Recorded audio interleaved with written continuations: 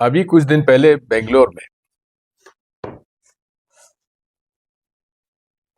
RSS के शताब्दी वर्ष के आयोजन में मोहन भागवत जी ने अपने विचार रखे। हालांकि उस समय ये पूरा का पूरा जो जो आयोजन था ये केवल आरएसएस के पदाधिकारी जो थे उन्हीं तक सीमित था। लेकिन बड़े चौंकाने वाली बात उन्होंने की। पहली बात तो उन्होंने ये कह दी कि लोग बाग शिकायत करते हैं कि आरएसएस जो है अपंजीकृत है।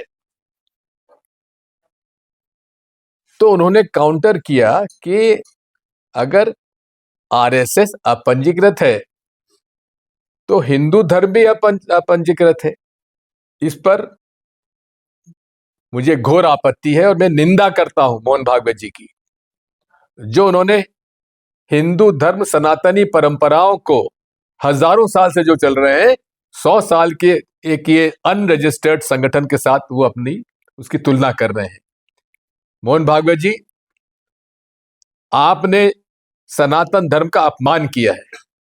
मैं डिवोट हिंदू हूं, एक ऐसा हिंदू हूं, सनातन धर्मी हूं जो जिसने धर्म का पालन न केवल किया है, अपनाने के साथ साथ हर तरह से मैंने धार्मिक संस्थाओं का न केवल सम्मान किया है, लेकिन मैंने जगत गुरु शंकराचार्य जी स्वामी स्वरूपानंद जी से 1983 में मैंने दीक्षा भी ली हुई है।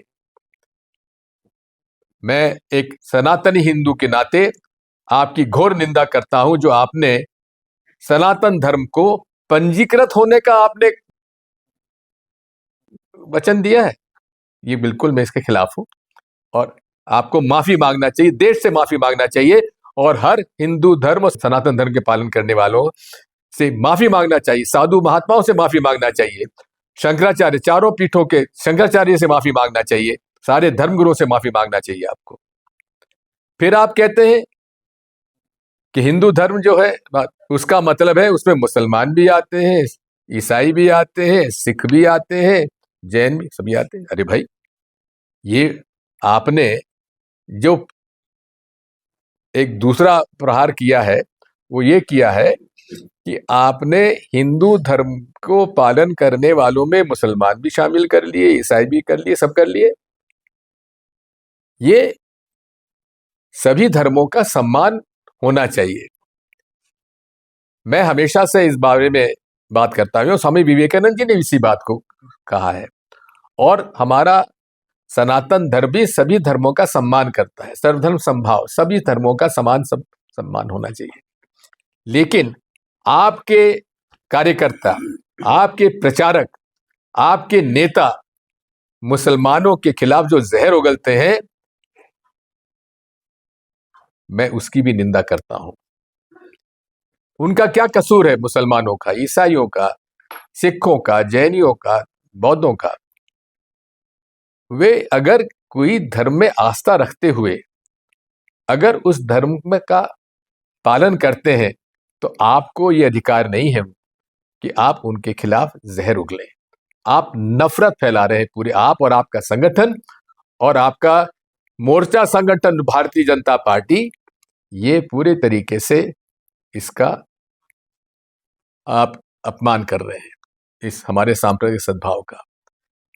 क्या कारण है कि हिंदू मुसलमानों में कहीं बात होती है, छोटा मोटा झगड़ा हो जाता है तो हिंदुओं पर तो ठीक है, अपराध किया है तो उस पर कानून कार्रवाई करता है, लेकिन मुसलमान ने अगर कोई जुर्म कर लिया तो उसके खिलाफ कार्रवाई होना ही चाहिए। लेकिन उस परिवार पर क्यों कार्रवाई करवाते हैं, उनका घर तोड़ के? उनका क्या कसूर है? इस बात को आपको समझना चाहिए। अब मैं आपसे इतना कहना चाहता हूं कि आपने ये भी कहा है कि आपको गुरु दक्षिणा आती है। अरे, गुरु दक्षिणा आती है तो कौन से खाते में जमा होती है? और फिर आपने कहा है कि हमें इनकम टैक्स से मुक्त कर दिया गया है, माफ कर दिया गया है। अरे संगठन जब आपका पंजीकृत नहीं तो आप कौन सी इनकम टैक्स का ऑर्डर है जिससे आपको मुक्ति दी गई है? मैं जानना चाहता हूं, मैं मांग करता हूं कि आपने जो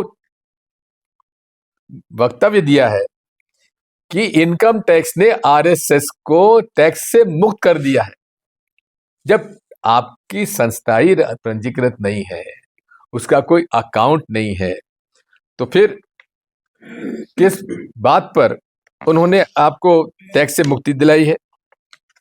इसी के साथ साथ मैं ये भी कहना चाहता हूं कि आपने कहा कि हमें तो न्यायालय ने भी हमें इस मामले में मान्यता दी है। कैसे मान्यता दे दी? कौन से जज ने दी है? कौन सी कोर्ट ने दी है मान्यता आपको? मैं जानना चाहता हूं। जब आप अपंजीकृत हैं, सब संस्था है ही नहीं, तो फिर कैसे दे दी? आपने कहा है कि इसमें अंग्रेजों हमारे 1985 में कोई कानून नहीं था जिसमें कि हम पंजीकृत कराते। ब्रिटिश हुकूमत थी और ब्रिटिश हुकूमत का हम साथ नहीं देना चाहते थे। श्री माननीय मोहन भागवत जी, बड़ी विनम्रता से मैं कहना चाहता हूं कि हाँ, हेडगेवर साहब ने जंगल सत्याग्रह में भाग लिया था, उसमें जेल भी गए थे, लेकिन उसके बाद तो पूरे संघ ने संघ के कार्यकर्ताओं को कहा था कि आपको ब्रिटिश हुकूमत का साथ देना है, और द्वितीय विश्व युद्ध में आपने कहा था कि जाके आपको भर्ती होना चाहिए ब्रिटिश आर्मी में। यही राष्ट्रभक्ति थी आपकी। और इनका ये कहना ये बिल्कुल गलत है, क्योंकि रजिस्ट्रेशन जो है सोसाइटीज का 1860 में 1860 में रजिस्ट्रेशन एक्ट आ गया था और हर संस्था को पंजीकृत होना आवश्यक था। लेकिन आपने फिर गुमराह किया कि उस समय रजिस्ट्रेशन होता नहीं था। 1860 में रजिस्ट्रेशन होता था और उसमें ब्रह्म समाज, आर्य समाज, रामकृष्ण मिशन, सत्यशोधक शोधक समाज और अखिल विश्व गायत्री, ये सारे समाज रजिस्टर्ड हुए, लेकिन आरएसएस 1925 में पंजीकृत नहीं हुआ। आपने न तो तब का कानून माना और न आपने आजादी के बाद भी कानून माना। अब बात आती है कि जो फंड आता है उसका आप क्या करते हैं, कहाँ जाता है? कोविड के समय आरएसएस के ऑफिशियल हैंडल्स पर उन्होंने कहा था कि हमने कोविड में 7 करोड़ रुपए खर्च किए।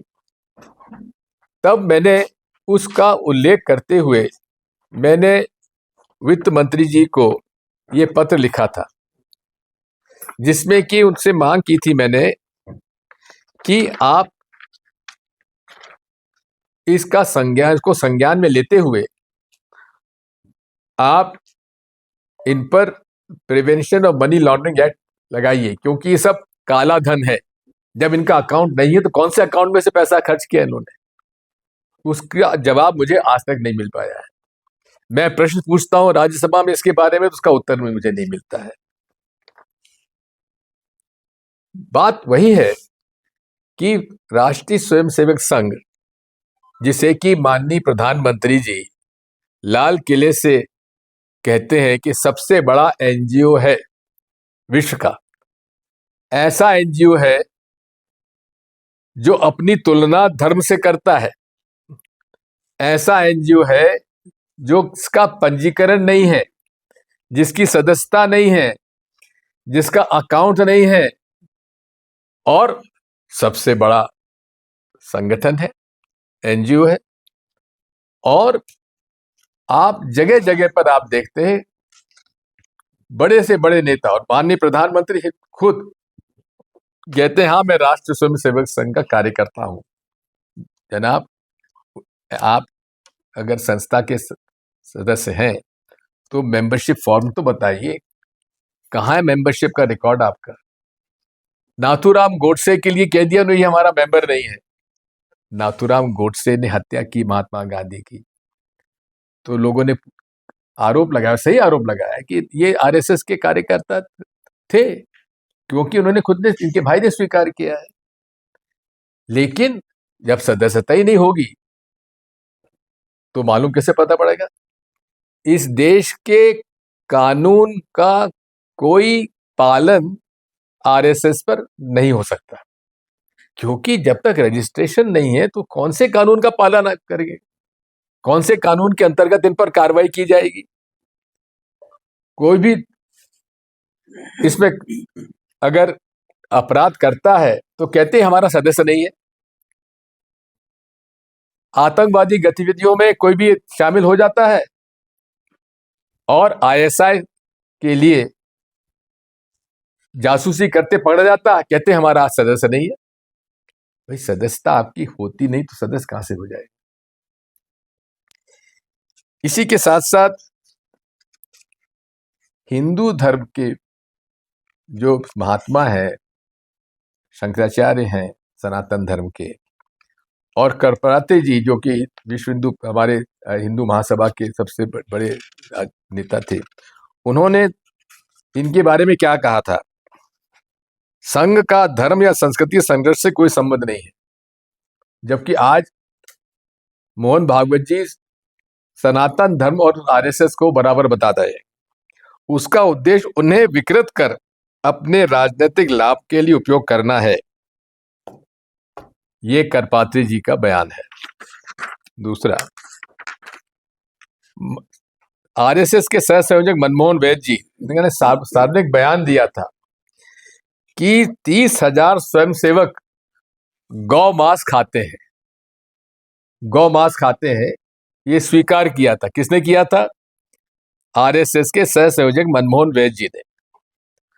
एक तरफ आप के सह संयोजक मनमोहन वैद्य जी स्वीकार कर रहे हैं कि वो गौमांस खाते हैं, लेकिन बेचारे निर्दोष लोगों को, जो कि गाय का और पशुधन का व्यवसाय करते हैं, कोई गौ मैं तो हमेशा से गौहत्या के खिलाफ रहा हूं, और मध्य प्रदेश के मुख्यमंत्री के रूप में मैंने देश का सबसे पहला गौ सेवा आयोग का गठन किया था और गौशालाओं को राशि हमने स्वीकृत की थी। लेकिन वहीं आरएसएस के लोग कह रहे हैं, पदाधिकारी कह रहे हैं कि 30,000 स्वयंसेवक गौमांस खाते हैं। और आप ये भी स्वीकार करना चाहिए कि आपका जो मोर्चा संगठन है राजनीति का, भारतीय जनता पार्टी, वो गौ हत्या करने वालों को और गौ मांस निर्यात करने वालों से चंदा भी उगाते हैं। अब बात आती है कि ये संगठन जो है हर तरह से अपनी जवाबदेही से अपने आप को दूर रखता है और कोई कानून इन पर लागू नहीं होता है। मैं आपसे इतना ही कहना चाहता हूं कि देश हमारा लोकतंत्र का स्वरूप हमारा है। हमारा भारतीय संविधान हमारा फेडरल सिस्टम ऑफ गवर्नेंस है, उसका पालन होना चाहिए। आपको अपनी संस्था तत्काल पंजीकृत कराना चाहिए, अपना अकाउंट ऑडिट कराना चाहिए, अपनी सदस्यता की लिस्ट उजागर करना चाहिए, और अगर नहीं करते हैं तो फिर आप इस आरएसएस संगठन को अगर पंजीकृत नहीं कराते हैं तो आप पर मौजूदा कानून के अंतर्गत जहां भी कोई बात आती है, जहां भी कानून का उल्लंघन होता है और आपके लोग उसमें शामिल होते हैं, तो उन पर कार्रवाई होना चाहिए। मैं माननीय प्रधानमंत्री जी और गृह मंत्री जी और नड्डा जी से अनुरोध करता हूं, और भारत के हमारे राष्ट्रपति और उपराष्ट्रपति जी से मैं कहूंगा कि इनको पंजीकृत करने के लिए बाध्य करें और इनका अकाउंट खोलें, और उस पर पूरा ऑडिट होना चाहिए, जांच होना चाहिए ये हमारे लोकतंत्रीय ढांचे के लिए आवश्यक है।